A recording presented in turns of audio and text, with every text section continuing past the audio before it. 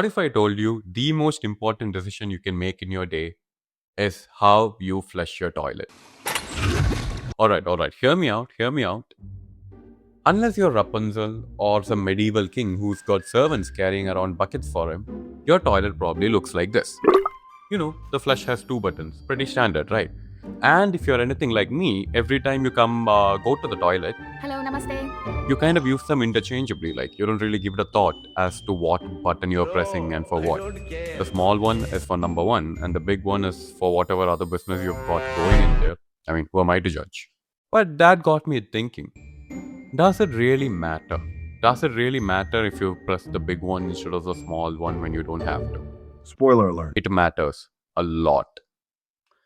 Okay, so before we get into it, why are there two buttons? You know, back in the day, toilets had one job. I mean, they still do pretty much have one job, but the flushes had one job, which was to empty the whole tank when it was pressed. Well, then someone had a brilliant idea asking why waste all that water when you really don't need to. So they gave us two buttons. Yay! The small one empties half the tank, and the big one empties the full tank. So depending on the manufacturer, the model, the make, and what country you're taking a dump in, the capacity of the tank varies, but it's a roughly agreed idea that a full tank is 6 liters and half tank is therefore 3 liters. Now, if you look at your toilet, I don't really think that's 6 liters, but hey, Google says it is, so who am I to argue? So anyway, assuming it's 6 liters, and if you do the math, let's say you go to the toilet 5 times a day. Unless you finally tried out that suspiciously authentic looking Mexican restaurant down by the street. In that case, you've got bigger problems to worry about.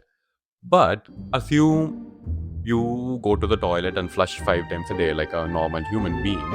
That's 5 small flushes, which is 15 liters of water spent, as opposed to 5 big flushes, which is 30 liters of water spent. So you're saving 15 liters of water a day, which is 450 liters every month and about 5,475 liters every year. That's enough to fill 36 full bathtubs. But that's just one person, you. What about a family? Say a standard family that's of 4 people. That's where it gets interesting. The number we are looking at is now about 22,000 liters of water every year. Take it one step further. How about a whole city? How about a whole country? Imagine the United States of America. It's got about 342 million people as on date. And if everybody pressed the small flush instead of the big flush every single day, in a year, that's almost 1.9 trillion liters of water.